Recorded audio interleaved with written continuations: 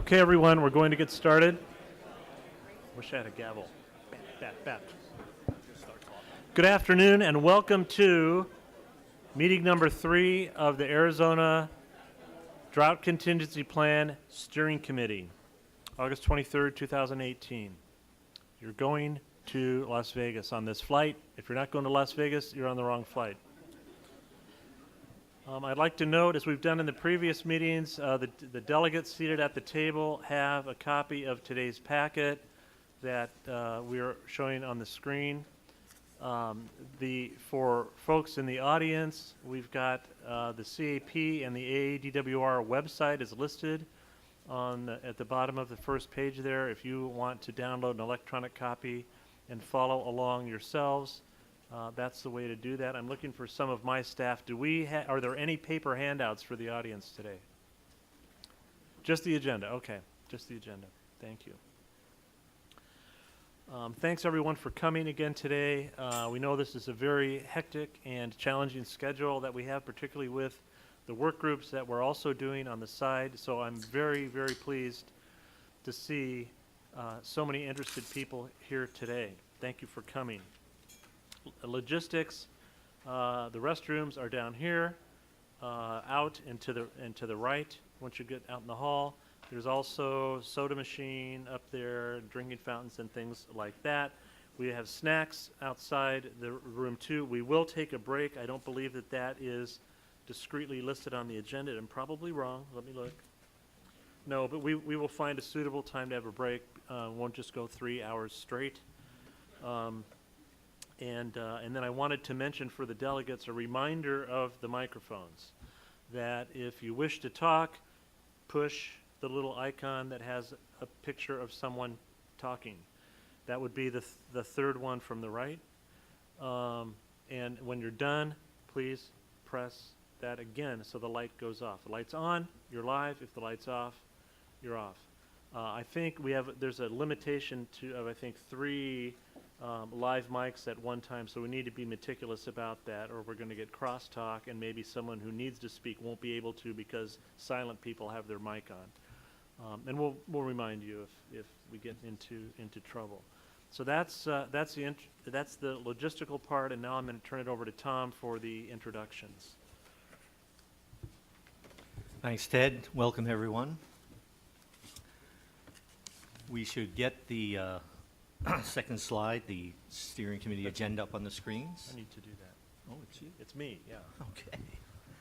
So we'll quickly go over the agenda, welcome introductions and recap, a review of the August 24-month study results and the risk of shortage, a report out from the CAP Ag Mitigation Work Group, meetings 1 and 2, review the existing intentionally created surplus framework, brief overview of a tribal intentionally created surplus conceptual framework, and then the next steps for having further discussions about tribal intentionally created surplus, any additional delegate comments that weren't made as we went through the agenda items, and then kind of next steps in preparation for steering committee meeting number 4, and then followed by call to the public. So we will do introductions first, and we will go around the table so that the delegates can introduce themselves, their alternates and who they represent, and also the sector they represent. We want to remind everyone that we had discussed previously the ability for delegates to morph into another person, actually to replace themselves or to replace their delegates. And we asked folks to do that by the end of the 3rd meeting. So we are asking all of you, if you do have some changes you want to make, to do that by the end of close of business today so that we can get out the final roster for the steering committee. So with that, I'll turn to my left and start with the introductions. Good afternoon. My name is Lisa Lance. I'm with the Office of the Solicitor at the Department of Interior. Fred Schneider with Arizona Water Company, filling in for Bill Garfield. Good afternoon, Tim Tomier, Director of Tucson Water, and my alternate is Andrew Greenhill. Brad Strader with Roosevelt Water, representing Maricopa Ag. I am the alternate for Shane Leonard.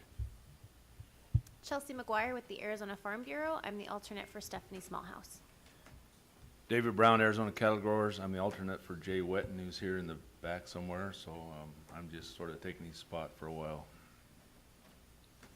Cheryl Lombard, Valley Partnership, representing the development industry. Kip Volpe, Southern Arizona Leadership Council, as an alternate to Ted Maxwell. We represent economic development. Good afternoon. Courtney McKinstry, representing the Arizona Chamber of Commerce, and I'm the alternate for Glenn Hammer. Dennis Rule, representing Southern Arizona Home Builders, on the alternate for David Godleski. Spencer Cams, Home Builders Association of Central Arizona, and I'm the alternate for Connie Wilhelm. Dennis Patch, Chairman, Colorado Tribes. Skukdash Anthony Francisco, Tohono Legislative Council, sitting in for Chairman Edward Manuel. Good afternoon, everyone. I'm Governor Stephen Rowe Lewis of the Gila River Indian Community. Good afternoon, Dave Roberts on behalf of Salt River Project. Brian Wong, representing Pima County Agriculture. Kevin Moran, EDF. I'm the alternate for Ted Kowalski of the Walton Family Foundation. Richard Bark, Freeport-McMoran, alternate for Sandy Fabritz. Lois Wakimoto, Mojave County. My alternate is Jamie Kelly. Virginia O'Connell, Arizona Water Bank. Good afternoon, Laura Grignano, Central Arizona Groundwater Replenishment District. Good afternoon, Paul Orm, representing Pinell County Irrigators, and my alternate is Dan Jones. Good afternoon, I'm Rosanna Galardon, State Representative, Legislative District 2. My alternate is State Representative Kirsten Engel, Legislative District 10.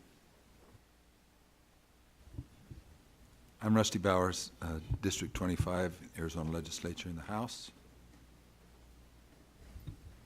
Senator Gail Griffin, my alternate is Jeff Cross. Senator Lisa Otondo from Legislative District 4, and my alternate is Senator Andrea D'Alessandro. Cynthia Campbell for the City of Phoenix. I'm the alternate for Catherine Sorensen. Jolson, Metro Water District. My alternate is Wally Wilson. Good afternoon, Brian Biesmeyer, Director of Scottsdale Water, and my alternate is Kathy Rawl. Good afternoon. I'm Javier Sedovich, Director of Public Works, City of Goodyear. My alternate is Dan Cotterman. Wade Noble, Yuma Agriculture, Megan Scott. Good afternoon, Karen Caesar, CAP Board of Directors, and my alternate is Mark Taylor. Lisa Atkins, CAP Board of Directors. My alternate is Jim Hallway. Good afternoon, Hunter Moore, Governor's Office. And last but not least, Ted Cook, Central Arizona Project. I started the meeting and forgot to introduce myself. Thank you, everybody. We'll now move on to a recap of the second steering committee meeting. And at that meeting on August 10th, the delegates received presentations on the role of Central Arizona Project Agriculture in the CAP system, including the benefits that CAP Agriculture provided in the 2004 Water Settlement Act, including how this agriculture impacted CAP repayment. We received a presentation on CAP water deliveries to create context for the discussion around the CAP Ag Pool. And in general, the CAP Ag deliveries have stepped down, consistent with the CAP Ag Pool policy, from 400,000 acre feet originally to 300,000 acre feet in 2017, and will step down again to 225,000 acre feet between 2024 and 2030. Paul Orm gave us a presentation, along with some others, about the CAP Ag settlement pool mitigation concepts and discussions of an ad hoc work group that's been looking at those issues. And we concluded with the steering committee supporting the creation of a CAP Ag mitigation work group, and we had delegates volunteer to participate in 2 meetings scheduled for that work group. We will have a report out from that work group later on in this agenda. And we started out with approximately 20 people who signed up for that work group. I think by the time of the first meeting, we were up to about 25 or so. And I just want to point out, for purpose of everybody that's here today, that the attendance at those CAP Ag work groups can be pretty fluid. Again, if there are folks who have connections into any of the delegates or alternates who volunteered, those folks are welcome to bring you along as their staff. So we wanted that to be broad on purpose to help populate that work group with as many folks as we could who had important input to give into that process. I'll also say, and maybe more about this when we get there, that it was valuable. We had some members of the audience, so to speak, in that ag mitigation work group get up and speak to help answer questions, and I thought that was a really valuable part of that work group process. So with that departure from the script, I will turn it over to Ted. This is meeting number 3, as I mentioned before, of the Arizona DCP Steering Committee. We have 6 remaining scheduled meetings.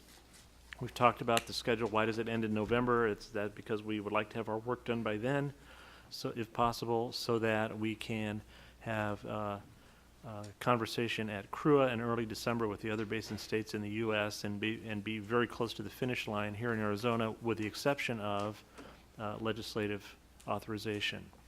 You can see that the meetings alternate between the 2 locations here at CAP headquarters, and then the Burton Bar Library in the alternate meeting dates. November 8th is the only meeting so far that we do not have an identified location for, but we will as much as possible in advance of that meeting. One thing I want to point out is that the next meeting of the steering committee is 3 weeks from today, not 2 weeks from today, because we've got Labor Day in the middle there. So we'll have a 3-week gap this time, and we're going to use that gap very well, as we'll talk about later on the agenda today. My personal feeling is we've created lots of good momentum in these meetings and in the work group meetings that have happened so far, but there still is a lot of work to do, and it's not necessarily proportional to 3 of the 9 meetings are over. We're just getting started in many ways, but so far we're doing a great job, I think.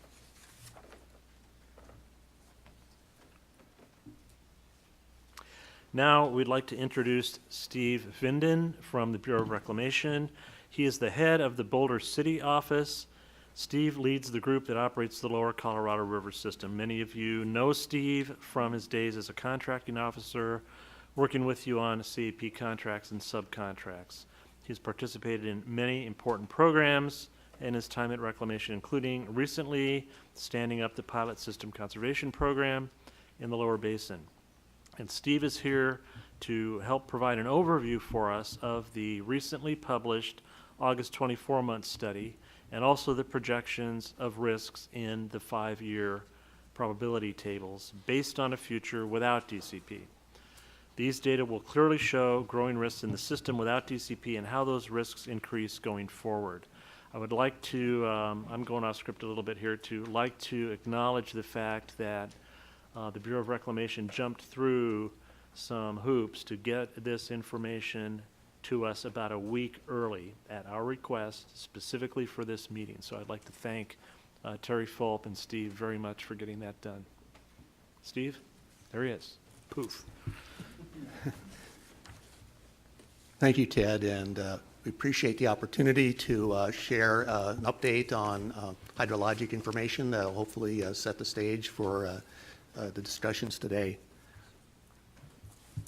I have 4 slides to go through, probably about a 10-minute overview. The first slide, many of you recognize this slide. It shows the operating tiers for Lake Mead and Lake Powell from the 2007 interim guidelines. And when we going through the annual operating plan process, we use the results from the August 24-month study. We project what the January 1 elevation of Lakes Mead and Powell are going to be on January 1, and then based on that elevation and this particular framework, we established the operating tiers for the following year. So we did publish the 24-month study for August about a little over a week ago, and based on the results of the 24-month study, we're showing that Lake Powell is going to operate in the upper elevation balancing tier. That means that Lake Powell will release initially 8.23 million acre feet in 2019, in water year 2019, and there's the possibility of moving to a balancing release in April of up to 9 million acre feet. And our August study is projecting, in fact, that there would be a balancing release of 9 million acre feet in 2019. But that there's hydrology to play out between now and then that could affect that result. Lake Mead, we're showing as ending starting 2019 at elevation 1079.5. You might recall that 1080, about 5 feet above the shortage trigger. So Lake Mead is projected to operate in the normal condition in 2019 with full deliveries to lower basin customers and Mexico. The results of the 24-month study, these results will be memorialized in the 2019 annual operating plan that we're going to be wrapping up later this year, and we have the final consultation meeting on the annual operating plan on September 13th in Salt Lake City. Next slide, please. Many of you seen these types of charts before that show for the 24-month study the range in lake levels that could occur under three hydrologic scenarios. Those scenarios are the most probable hydrology scenario, which is kind of a median hydrology scenario, and it's bounded by a good hydrology, which we call the maximum probable scenario, and then there's the minimum probable scenario reflecting a poor hydrologic situation. So the most probable scenario is the one we do use for tier determinations. As you can see, now I'm going to kind of talk to the right side of that yellow line, which is 2019, calendar year 2019.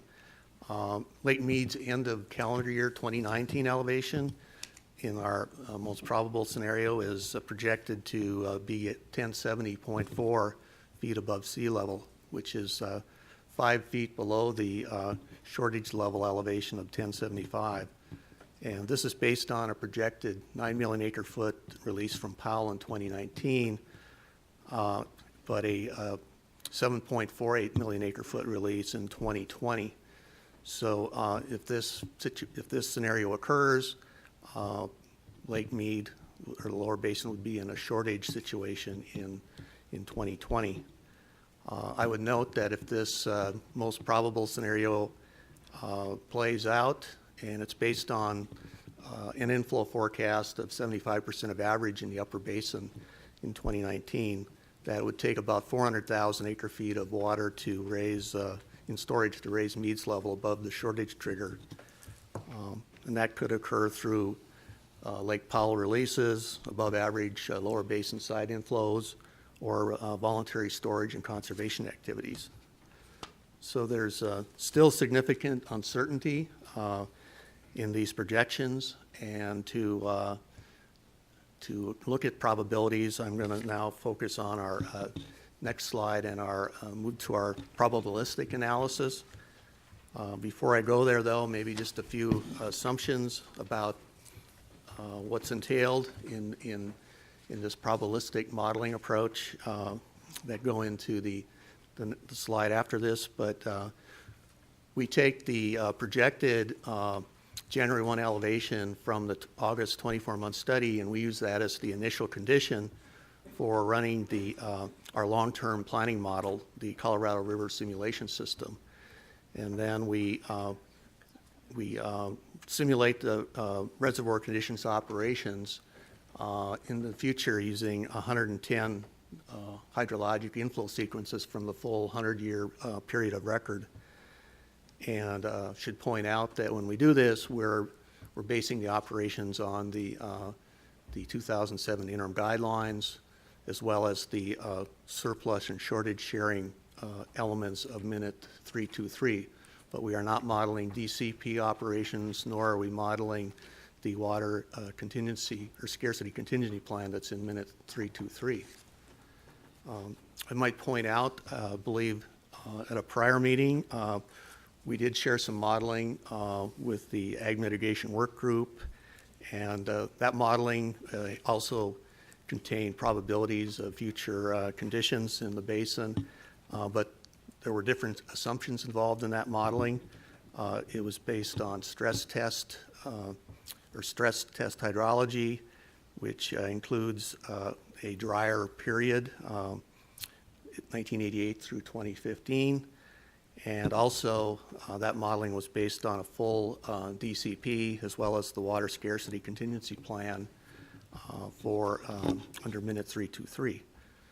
And I would just point out that the stress test hydrology, on average, it's about 90% of the long-term average of 14.8 million acre feet. That's the 110-year period of record. Moving on to, I'll call it the grand finale table that shows the updated results. Many of you are aware that we update this table at least twice a year, January and August, and sometimes we do it in April and in other months when there's a significant hydrological change that we want to look at. So we published these results today. They were sent out to a broad group of stakeholders. And looking at the lower basin, Lake Mead's, in the lower basin, there's a 50% chance of a lower basin shortage in 2020. The chance increases to 65 to 70% in 2021 through 2023. I would point out that you may recall in April when we did this analysis, the chance of a lower basin shortage in 2020 was 52%, so it increased by 5%. The chance of shortage in the other years, 2021 through 2023, also went up from 2 to 4%. The first chance of a level 2 shortage condition is 2021, and the first chance of a level 3 shortage condition is 2022. And the chance of a level 2 shortage increased 5% since the April analysis. And the reason these percentages changed from what we were looking at in April is primarily due to the continued dry hydrology in the upper basin. When we, back in April, the actual inflow into Lake Powell turned out to be about 500,000 acre feet less than what we were forecasting in April. So that 500,000 acre foot drop in inflow into Powell, that reflects about 4 to 5 feet in Lake Powell. So that's why these percentages of chance of shortages in the lower basin increased from the April study. Looking at Lake Powell, the model results are showing that there's a 75% chance that Powell's operation will shift to a bouncing release in 2019. But there's also a 25% chance that the mid-year adjustment will not occur, and Powell would release 8.23 million acre feet. So that's where that stands. I'd point out there's a 40% chance of a 7.48 million acre foot release from Powell in 2020. So I'd point out that most scenarios that project Lake Powell to release 8.23 million acre feet in 2019, or to release less than a 9 million acre foot bouncing release in 2019, or release 7.4 million acre feet in 2020, result in a shortage projection in 2020. So I think that this update kind of points out the continued need to work on drought contingency planning and the work that this group is about. So that concludes my presentation. So before we move on, this is really important information and pretty detailed. Do folks around the table have any questions for Steve?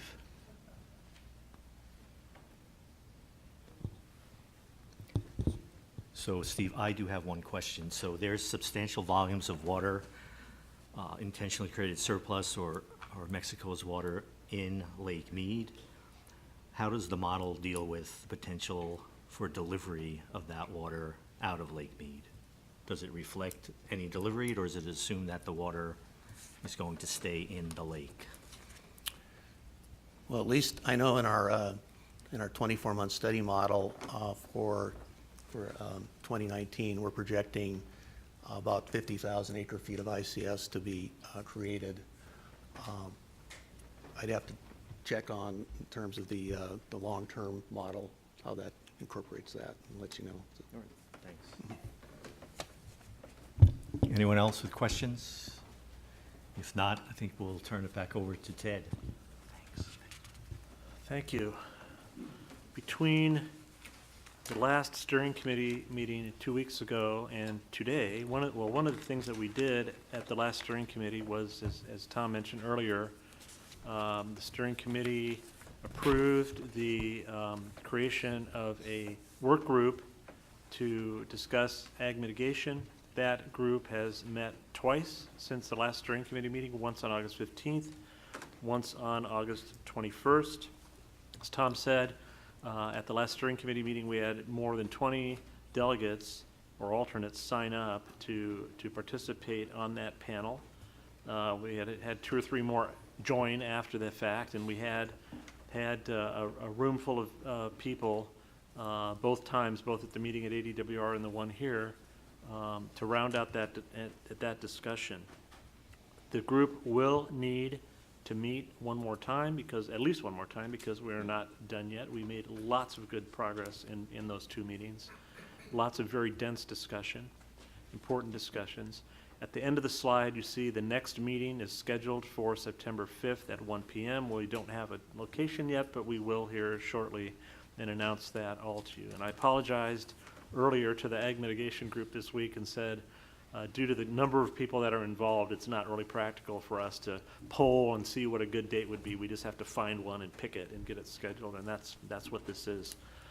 So hopefully delegates, alternates that are interested, and audience members, staff who want to be involved in that will be able to attend. The work group committed last time and wishes to report back to the steering committee on the work that has occurred to date. As I said, the work group has covered a lot of ground. Much of the conversation during the first meeting focused on the extent to which ag will need to be mitigated, what the request was from the non-Indian ag community. We covered that at a very high level at steering committee number 2, went into some more depth about that in ag work group number 1. There seems to be a consensus that we are going to do our best to achieve full mitigation of the differential impact on the ag pool from the DCP versus the 2007 guidelines. Although it's not clear yet, we're not far enough along in the conversation to know whether or not that goal will be achievable or not. But there was not, in the perception of myself and Director Bushatsky, anyone saying no, we shouldn't do that. So we're gonna do our best to see if that's possible. Concern was also expressed about the ability to do that based on dwindling supplies.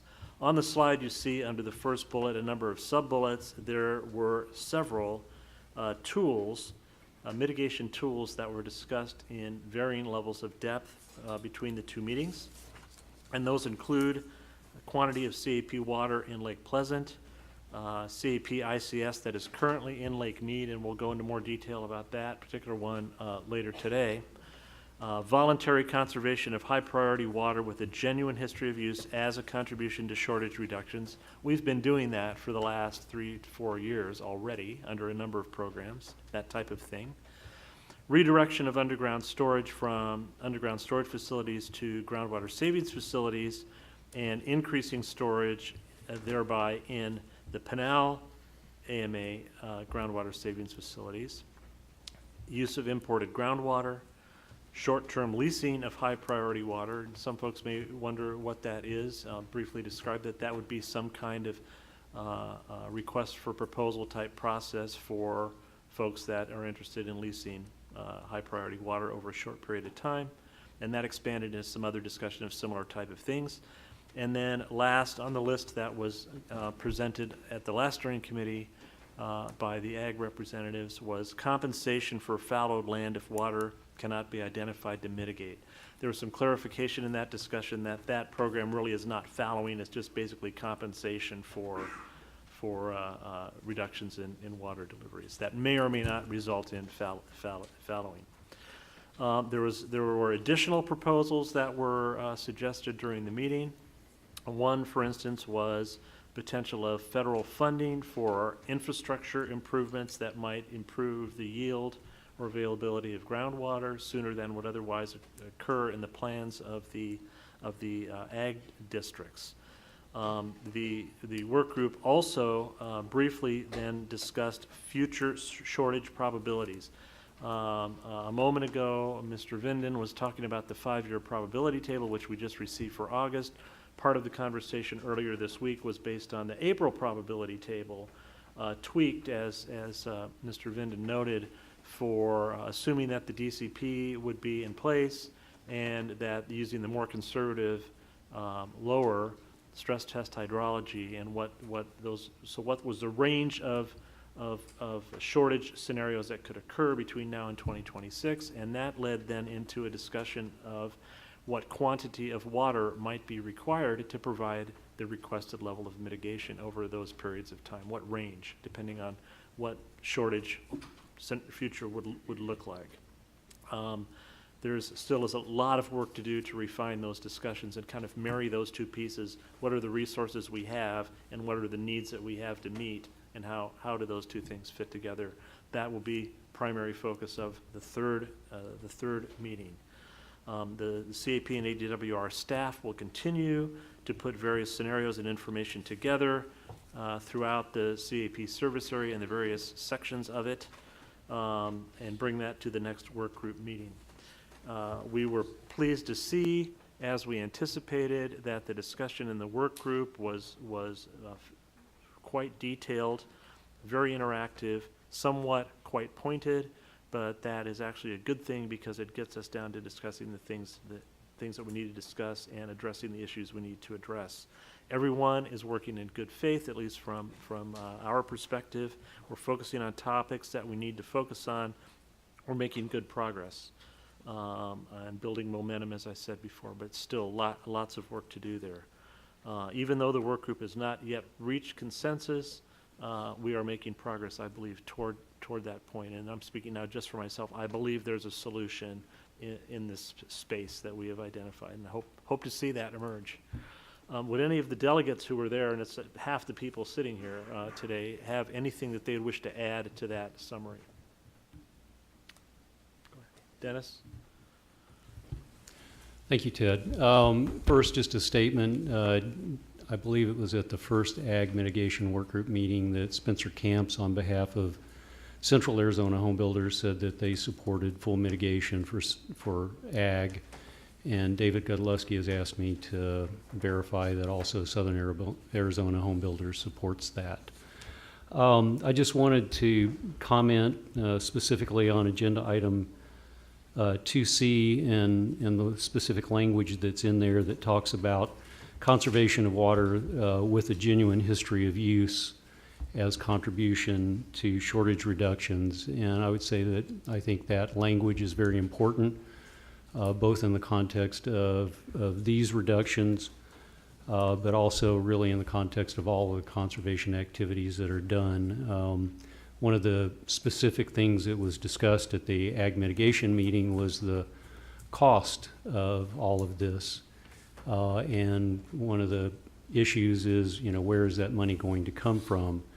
So I would just say, in particular, you know, if, particularly for compensated conservation, if money is being spent on water that actually would not have been used, and yet the party that is giving that up supposedly is being compensated, not only does it not actually achieve conservation, but it has ripple effects, again, because of the availability of a limited supply of money to pay for that, so it impacts other parties also. So I would suggest that that be something that is discussed about all of these proposals. Very specifically would be verification and reporting criteria to basically demonstrate to everyone in Arizona that the water that's being compensated for conservation is actually water that would have been used absent the conservation. Thank you. Thank you. Anyone else? Paul? Yes, on behalf of Pinell County Agriculture, I just want to thank the folks who have participated in those ag mitigation work groups. It's very high participation. I think everybody is genuinely working in good faith towards finding a solution. We disagree, I think, on some of the listed options, but I think everybody is trying to find some solution that works, and we certainly appreciate those efforts and look forward to continuing the dialogue.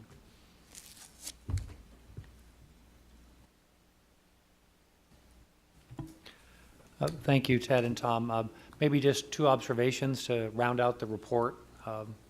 One observation I would make is related to item, the third sub-bullet, voluntary reductions of high priority water. I think that part of the discussion, which was robust and detailed on this point, talked about voluntary conservation that could produce water for CAP ag mitigation. It was a good discussion.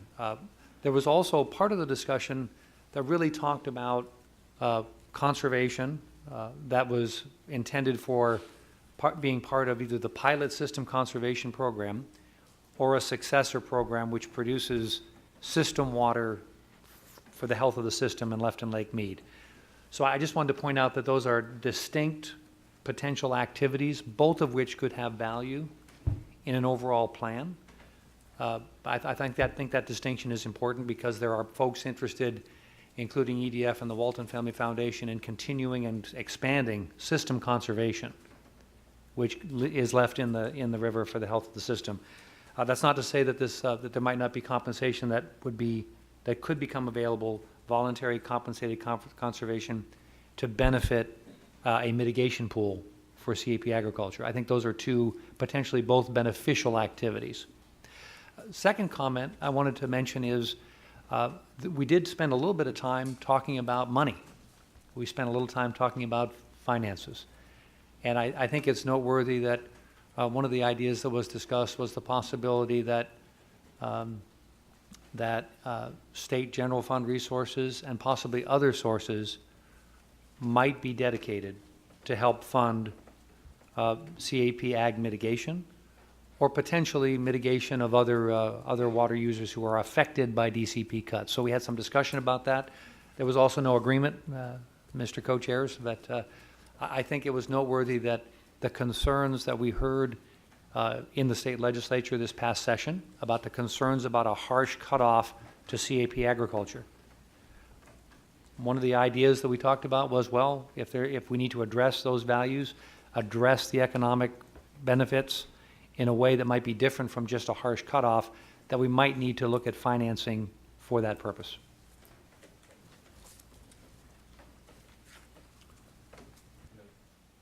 Cool. Dave. I wasn't able to attend the last meeting, but I just wanted to put it on the record that Arizona Cattle Growers strongly supports Pinell Ag in their efforts to receive full mitigation, and specifically we believe that the first two bullet points, Lake Pleasant and ICS and Lake Mead, are viable options. Thank you. Cheryl. I guess just at the next mitigation meeting, if we can, I assume we're going to update the tables we receive with that new information. I don't know, were you going to talk about that in terms Yes. of what full mitigation means then? Yes. Okay.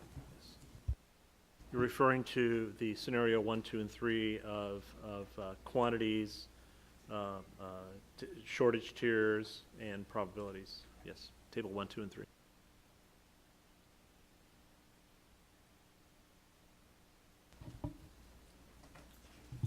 There you go. I think it bears saying too that one of the things that we discussed is that while the full mitigation is something that folks had said they wanted to try, that at least I had pointed out that based upon the options that were on the table, it does not appear that there is sufficient water to cover that full mitigation. And the other point too is that there are some sources of high priority water, including ICS, that should be reserved for higher priority users who are also at a significant risk of reduction during the DCP period.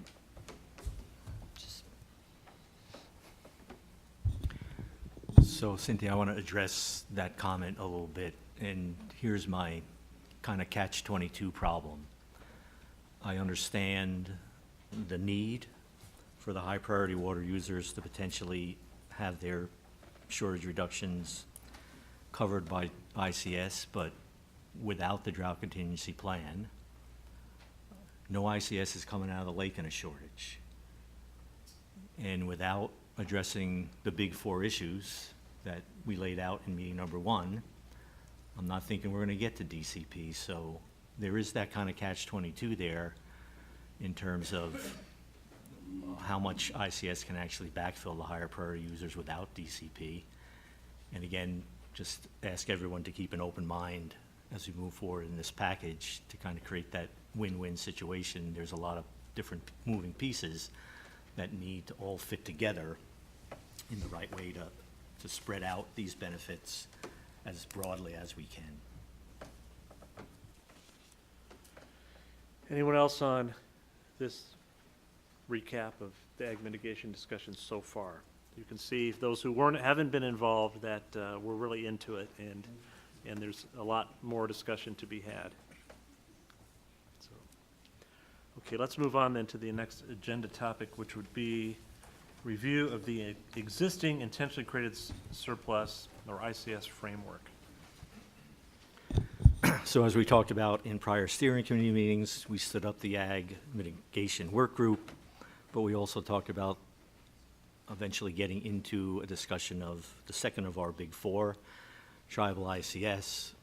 So I will go through a review of the intentionally created surplus system in general to help tee up a beginning discussion of tribal ICS with, and you'll see it probably if you haven't seen it already, the need to prop up a second work group because we don't have enough to do to get into tribal ICS as well.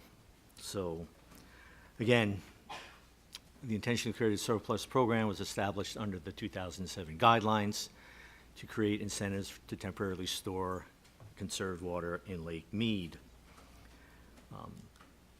As we already heard, the creation is by Colorado River contractors through verified reductions in existing beneficial use of Colorado River water.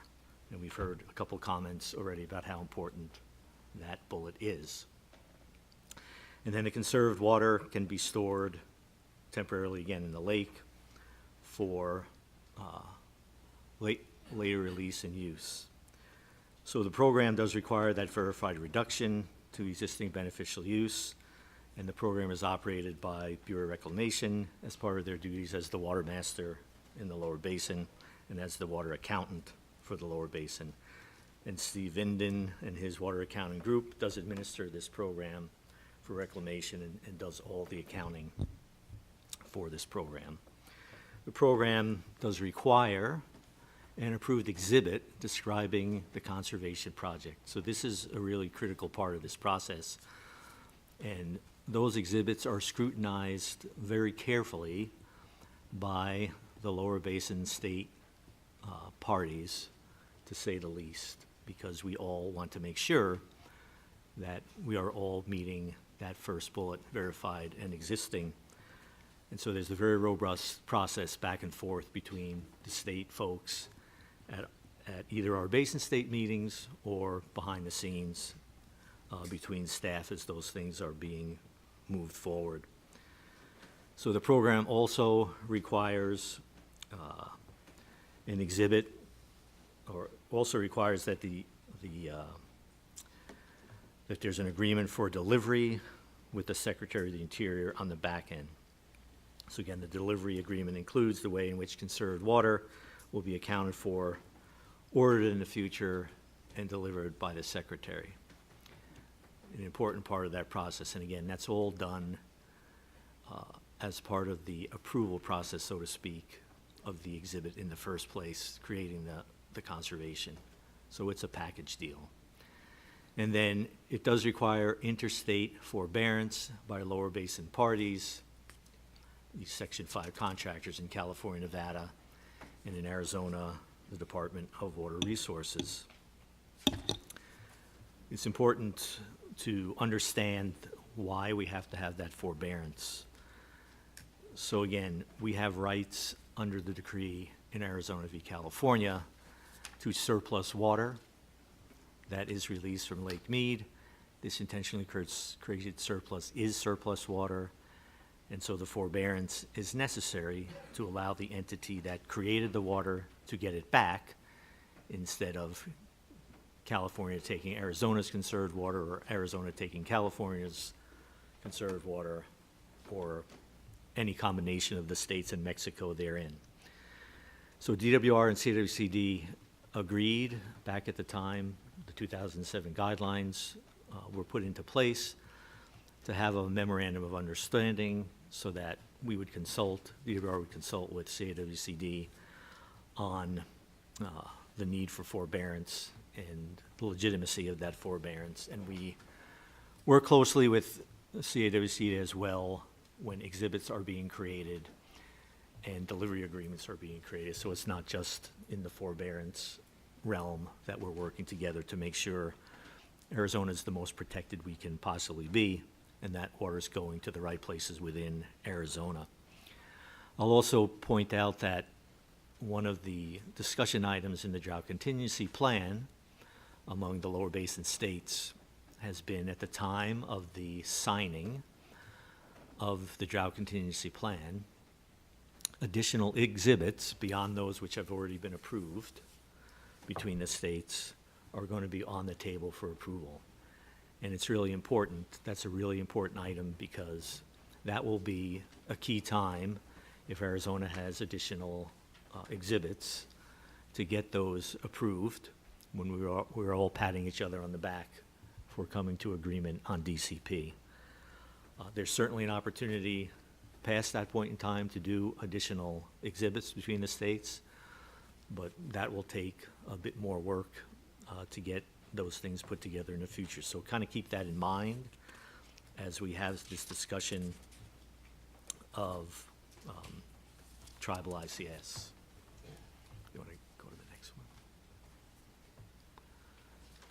So again, the guidelines do impose limits on the annual ICS creation and delivery volumes, and establish a maximum limit in Lake Mead. So the limit for Arizona on annual creation is up to 100,000 acre feet. On annual delivery, 300,000 acre feet.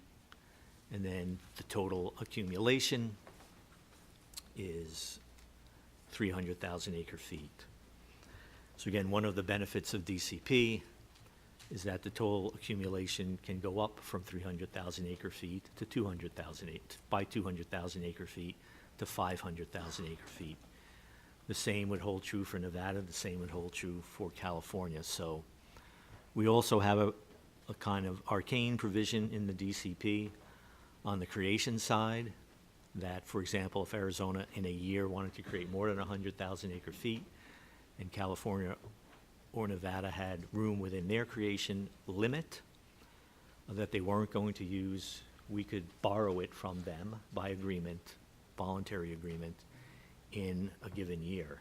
So that creates some more flexibility, a very important part of the drought contingency plan.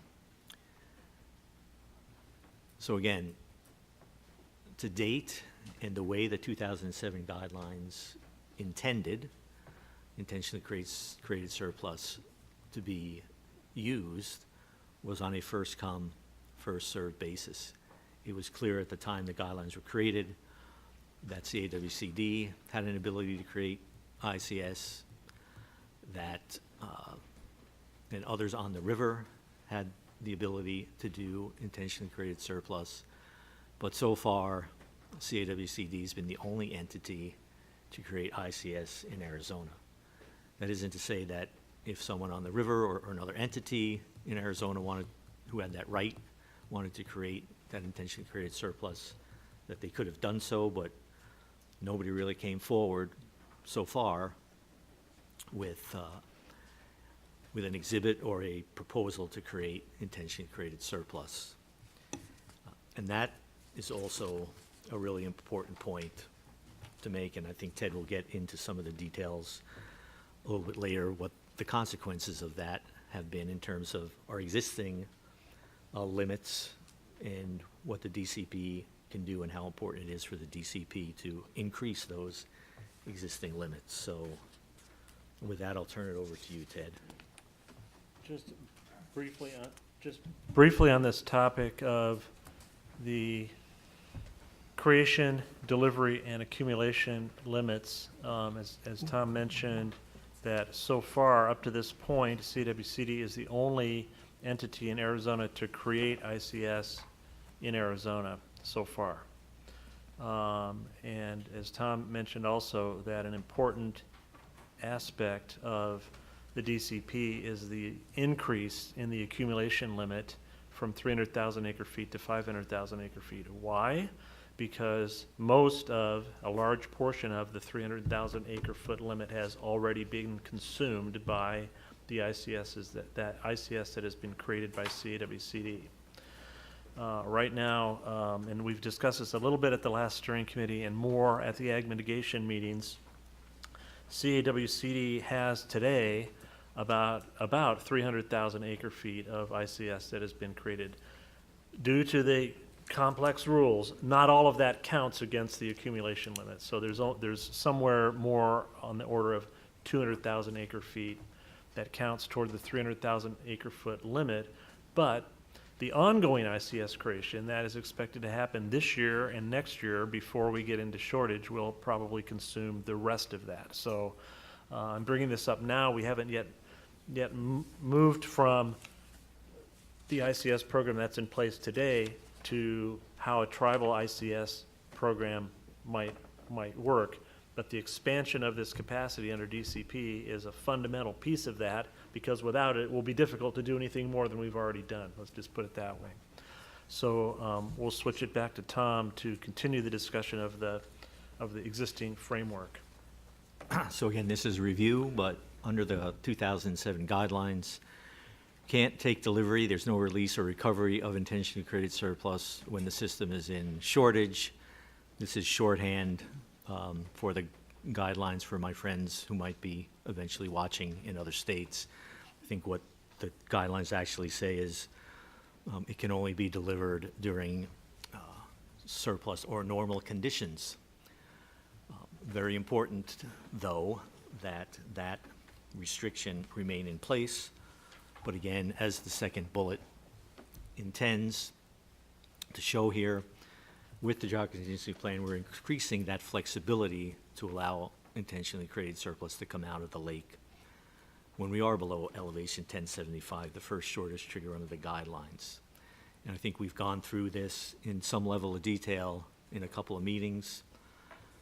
There are some different criteria between 1075 and 1045, and then more stringent criteria, 1045 to 1025. But the idea, and I believe that the likelihood of the outcome will be this, that at the end of the day, with this flexibility, because of various issues, including not worrying about stranding your water in the lake in a shortage, we will end up in a place where Lake Mead will have more water in it because of ICS creation than it will if we do not have DCP.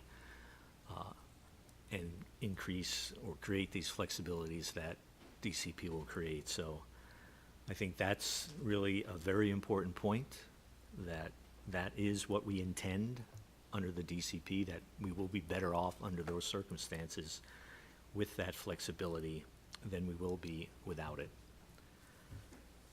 So I think now we're ready to move on to overview of the Tribal ICS conceptual framework, and I'll turn that back over to Ted to go through that. Before I begin on the slide, I just would like to say that ADWR, the Bureau of Reclamation, and CWCD have had some preliminary discussions to establish a starting point of some thoughts of how a tribal ICS framework might work. We understand that lots of other people need to be involved in those discussions, but we need to start somewhere. So we're not here today, and you will see as we go through this, to deliver a solution. Here you go, here's the program, but more of a starting point for how we believe the tribal ICS program can work with the under the 2007 guidelines and with the changes that are made by the DCP. So we're calling this the Tribal ICS Conceptual Framework. As you all know, that establishing a Tribal ICS program is one of the 4 essential elements that has been included as part of the Arizona DCP implementation discussion. An ICS by CAP settlement tribes, and as well as on-river tribes, we believe is a necessary element to make DCP work in Arizona. Intentionally created surplus is a potential tool to mitigate the impacts of the DCP on CAP users. So not just the impacts on the tribal participants in a tribal ICS program, but a tool for everyone else as well, to make other things that we need to do work. We are undertaking this topic in the steering committee to focus on working within the existing legal framework and including respect for all contract rights, existing policies, and programs. So that's difficult to navigate, but we think that we see a way to do that. The goal of the Tribal ICS framework is to provide a clear and sustainable path for CAP settlement tribes, as well as the on-river tribes who already have the capability to do this, but have not done it yet. Both of those classifications of tribal entities to participate in creating and taking delivery on their own behalf of ICS. The framework of the Colorado River and CAP water uses in Arizona, as I said, is complex. The architecture for tribal ICS includes federal law, federal water contracts, tribal settlements, state law, regulations in general, much of the law of the river. And in order to fit within that complex architecture, we're trying to coordinate and harmonize, is the word we're using, between all those complex overlapping layers. We're committed to working on a tribal ICS, and there is a great deal of interest on having a tribal ICS program that will work under DCP or will work if there is no DCP. Of course, we're all here working to try and make DCP work. But we need to point out that mostly for the reasons that I gave earlier about these capacities, that if DCP doesn't get implemented and we don't have the opportunity to expand the cumulative capacity in Lake Mead, it will be difficult to implement an ICS program, tribal ICS program, just like the one we're describing, because that capacity will be curtailed, mostly used up. So we see 2 types of agreements that would need to be put into place. One of them is what we're calling a framework agreement for the Arizona ICS program. It would be kind of a comprehensive agreement between Secretary of the Interior, ADWR, and CWCD, and the involvement of those 3 basically because of each of our key roles in the many aspects that I just reeled through as far as contracts, authorities, and so on and so forth. The term of the tribal ICS program would be consistent. I think I'm on the wrong slide. Here we go.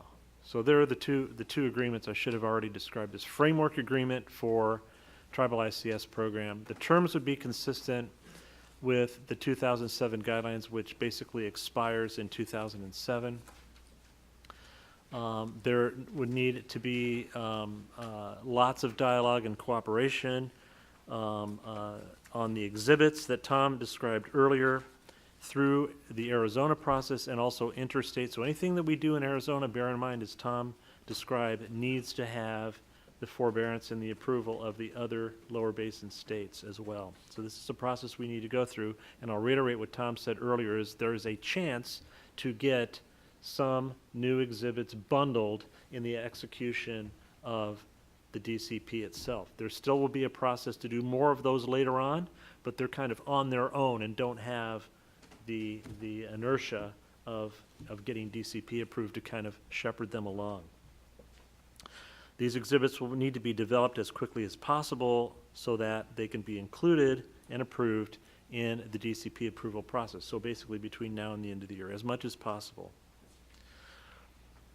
We will need to harmonize the delivery contracts, and I'll get to those in a minute, to support tribal ICS. One very important thing that we have to do, which is about the 5th bullet down there, is allocate the ICS capacities among tribal and non-tribal users. And that would include the annual creation capacity, which is 100,000 acre feet. It does not change under DCP. The annual delivery capacity, which is 300,000 acre feet per year, that does not change under DCP. And most importantly, the accumulation capacity, the cumulative quantity of DCP, of ICS that can be created in Lake Mead, is 300,000 acre feet today and would be increased to 500,000 acre feet under DCP. A good portion of that is already consumed. So we're going to have a discussion about how do we split these things up to be able to continue to do what we've already been doing and also these new things that we would all like to do. We would like to also include creating a path for non-tribal on-river contractors to participate. Those contractors have the right to create ICS today and recover it, but no one has done it yet, but we don't want to somehow do something that gets in the way of that existing right. So this would be a framework to enable creation and delivery of ICS in Arizona. I'd like to point out here that just the same as Tom described a moment ago for how ICS works interstate, where each state has to basically agree with the creation and recovery plans, forbear is the word that's used there, and not take the ICS that has been created by or recovered by another party. We need to have a similar framework in Arizona to allow that to happen, so that the creation of ICS and the recovery of ICS by a party is not taken by somebody else who otherwise might be entitled to do that. So we need to work those details out. It's a very important thing that we need to do. As I mentioned earlier, at the present time, CWCD's existing and pending ICS is already more than half of the accumulated capacity of 500,000 acre feet that would exist under DCP. The second agreement, so there's this framework agreement, general framework agreement, where the administrators of the program, basically, Secretary of the Interior, ADWR, and CWCD, would agree, how does the program work? We're not deciding by ourselves how to do this. We want lots of feedback from other people, but we think this is a beginning spot to describe how the overall framework of this program would work. The other important piece of this would be what we're calling ICS delivery and implementation, and there's many of these potentially agreements, and there would be an agreement between the Secretary of the Interior and each tribal participant that wanted to participate in a tribal ICS program. And those delivery agreements would specify all of the individual terms for each program and how that would work, and each tribal participant would have its own individual intentionally created surplus account in Lake Mead as part of Arizona's overall capacity. Yeah, okay. So that was a lot of information on a couple of slides, and I kind of fumbled with the order of the slides that I was doing. Are there any questions before we move on? This is probably a good time for a break. We're not quite halfway through our time, but it's a good logical point to break. Are there any questions on this concept of an overall framework agreement for tribal ICS, how to implement that? There's lots of work to do to harmonize everything and fit all the pieces together, and coupled with delivery agreements between the United States and each tribal participant. Brian. The 500,000 total accumulation, where did that number come from, and how does that compare to other states that can create ICS? I may need some help on this. Yeah, we did not mean to imply. Tom had mentioned earlier that basically the same increase would apply to the other lower basin states as applies to us, meaning the 200,000 acre foot increase. In our case, from 300,000 acre feet of cumulative capacity for ICS to 500,000 acre feet. California's currently is 1.5 million and would go up to 1.7. And Nevada's, I don't remember. Suzanne, Chuck, can you help me with that? Anyhow, whatever theirs is, it would also go up by 200,000 acre feet. And where the total of 600,000 acre feet, more or less, came from some, and Steve, maybe you can help with this a little bit or not, or Lisa, came from some modeling basically about how much unused capacity in the modeling of the ICS capacity pools under the 2007 guidelines was still available without getting outside the bounds of the EIS NEPA type evaluations as part of the 2007 guidelines. And the parties felt comfortable there was around 600,000 acre feet of additional ICS storage capacity that we could do collectively as lower basin states without running afoul of the environmental constraints. And that was just divided up a third, 200 to each state. Other than that, there's nothing scientific about it. Any other questions on this? I'm sure everyone's head is spinning. Mine is, and I've been through this a few times.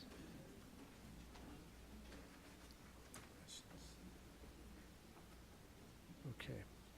Then, and if you think of more questions when we come during the break, when we come back, you can ask them then. But for right now, let us take about a 12.5-minute a break and come back at 25 after.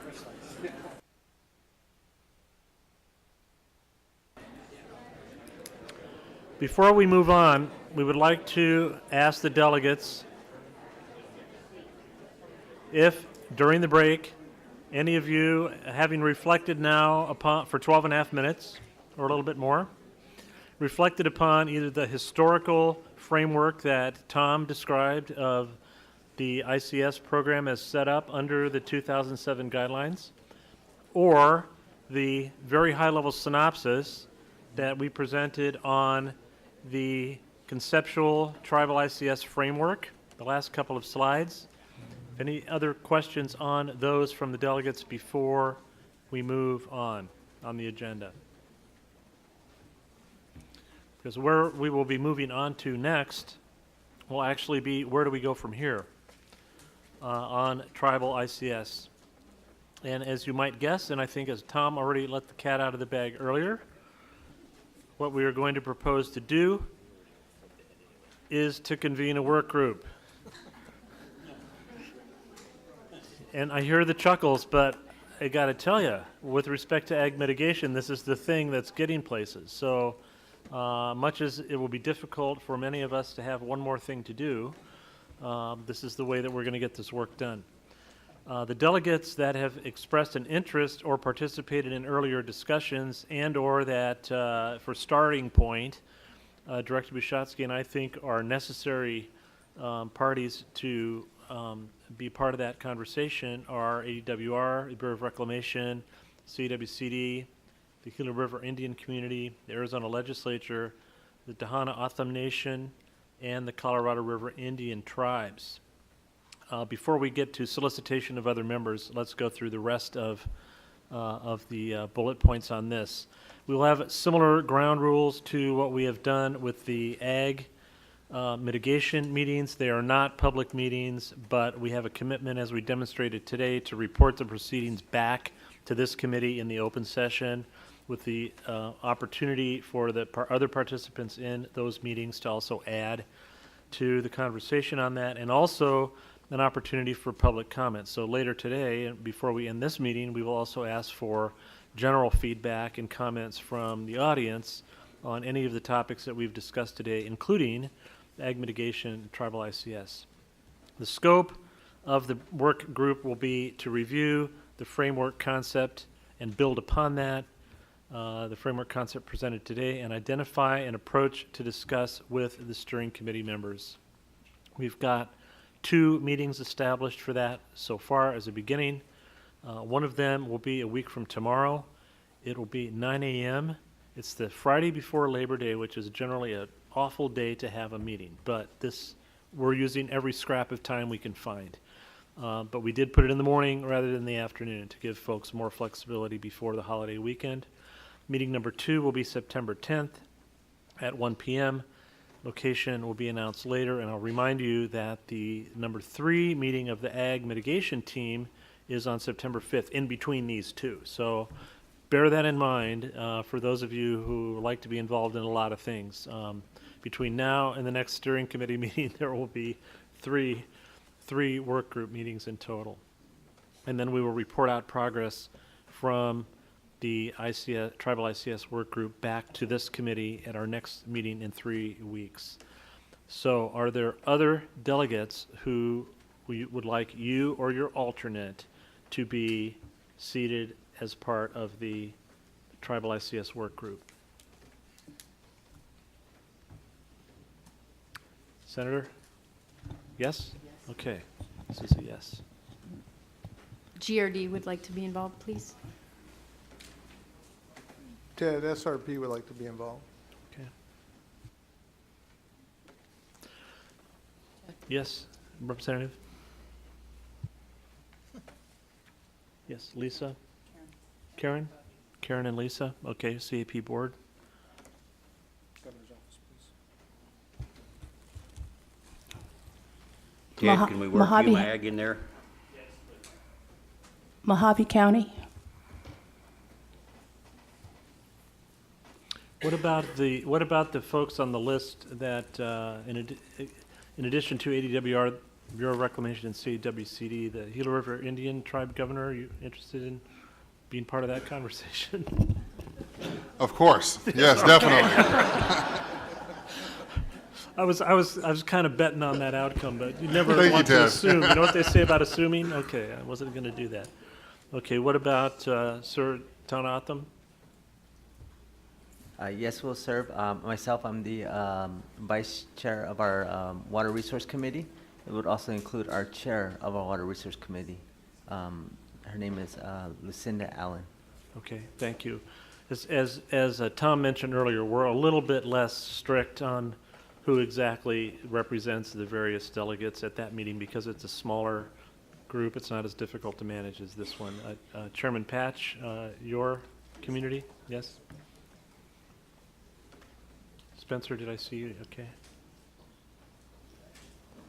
I will ask David whether Saba to participate if I could be on both of us to be on the Okay. The City of Phoenix would like to serve on the committee. Phoenix. Cheryl Lombard, okay.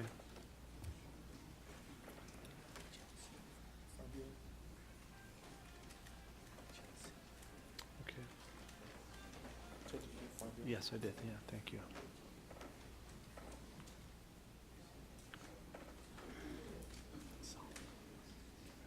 Yeah.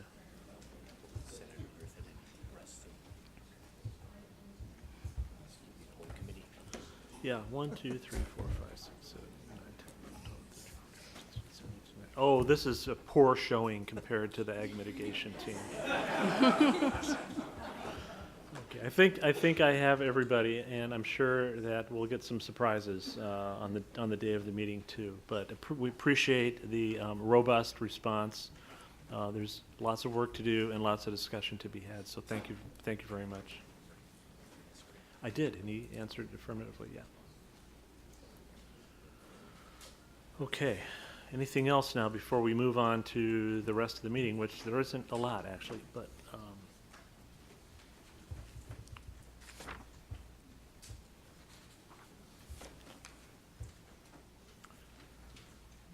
Is it you?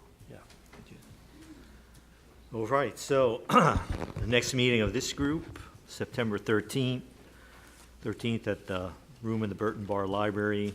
We're actually seeing if we can get a little bit bigger room. It was a little bit cramped. Remains to be seen. We'll let you know if that happens.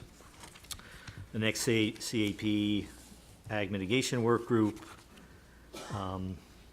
meeting number 3, September 5th at 1 o'clock. Again, we'll let you know where that's going to be.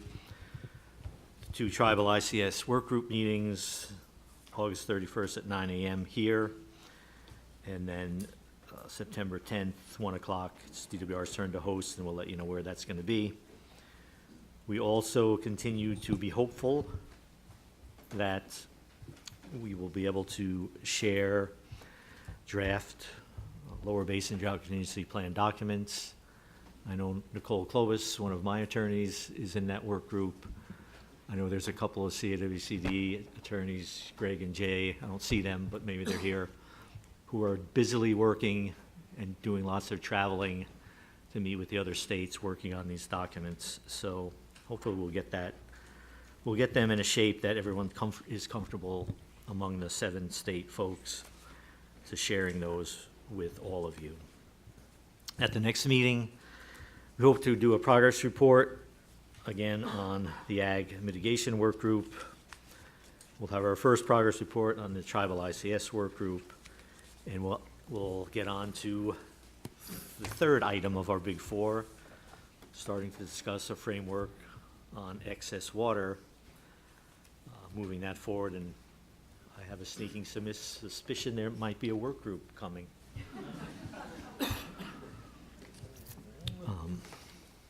So with that, I think we're ready for call to the public. Call to the public. So do we have microphones? Okay, here's a gentleman over here, Tony Staffaroni with a microphone.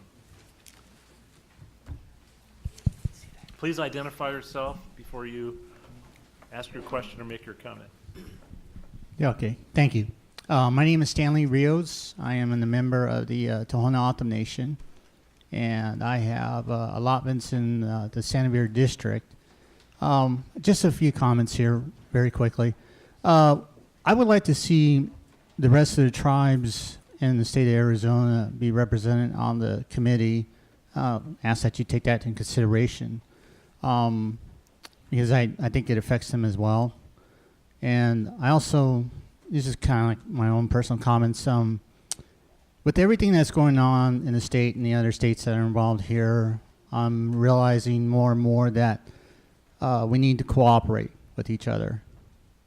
And we need to find solutions, viable solutions for what's going on and how things are being affected.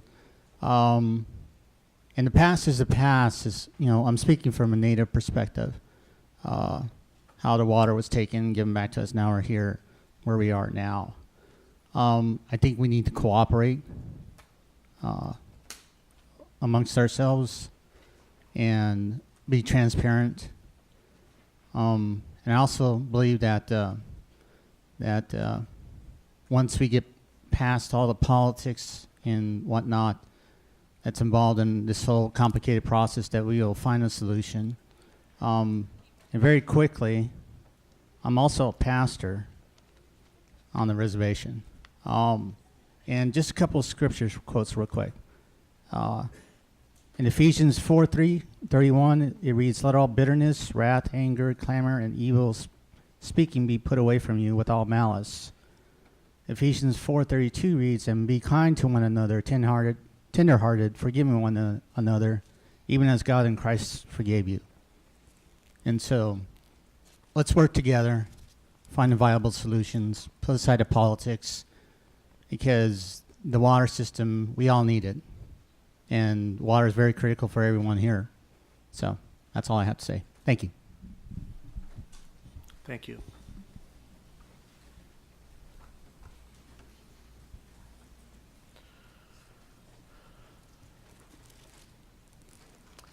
Mr. Saffaroni would love to share his microphone with another person. And we have 77 minutes remaining. So we don't need to use all of them, but we certainly can afford to use some of them. If there's any other, people are beginning to perceive where the real work happens is these work groups, right? But a lot of important work happens here. So while we're using up our spare time, I would like to actually take this opportunity to acknowledge that there have been a number of what the term that I use for them are organic work groups that have occurred outside of the steering committee, where groups of folks, delegates, and other people from either their region or their sector are meeting. This was part of the clever design that Tom and I put together in the first place, hoping that this was going to happen. And it actually is. And so those folks who have led those things, those folks who have participated in those things, it's an important piece of making this all work, and gets back to what this gentleman just said a moment ago of working together is a noble concept, but unless we do it, we're not going to really produce any results. So thanks for those folks who have been doing that too.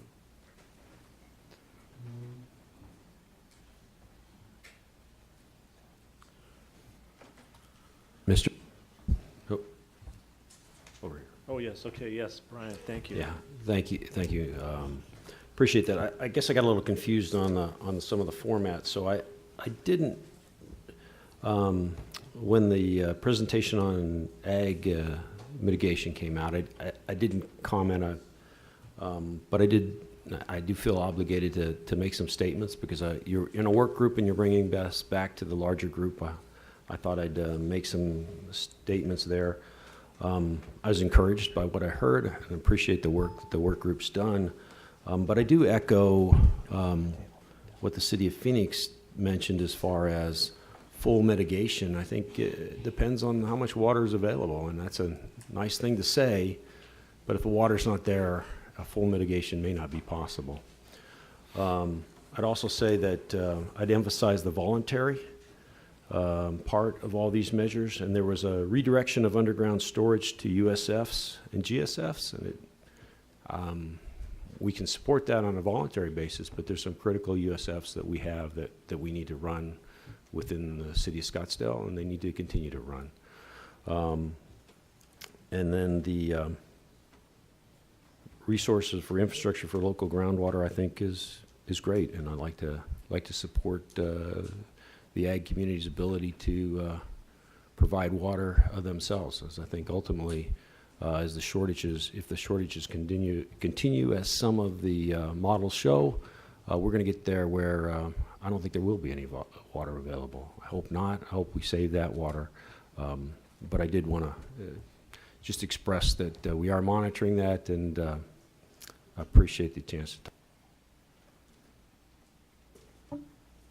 Thank you. And just a partial comment to your comment. Some of these additional scenarios and so forth that we referred to, that the staff, CAP and ADWR staff will be working on, we're going to try to get our hands a little bit around that's a key component, is how much water, how much money, and what is our target for mitigation has to come together for a solution to occur. And we're going to try and do some more of that at the next ag mitigation meeting. Better define some of those things. We did not have a discrete agenda stop for delegate comments on any of these. Lots of opportunities to ask questions on the individual topics, but we did not go around the table or anything like that. But we do have time for that if we don't want to leave anyone out to comment on or offer other observations on this process from the delegates.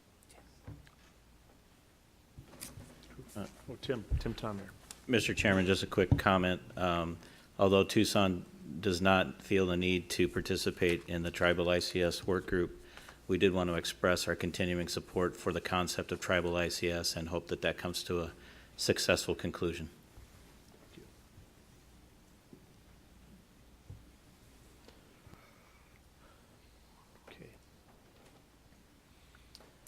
Okay, well, we didn't bring our whips today, so, so I don't know. If there are no more questions or comments from the public, I guess we will adjourn early with no objection. Thanks, everyone, for coming today, and we'll see you in 3 weeks.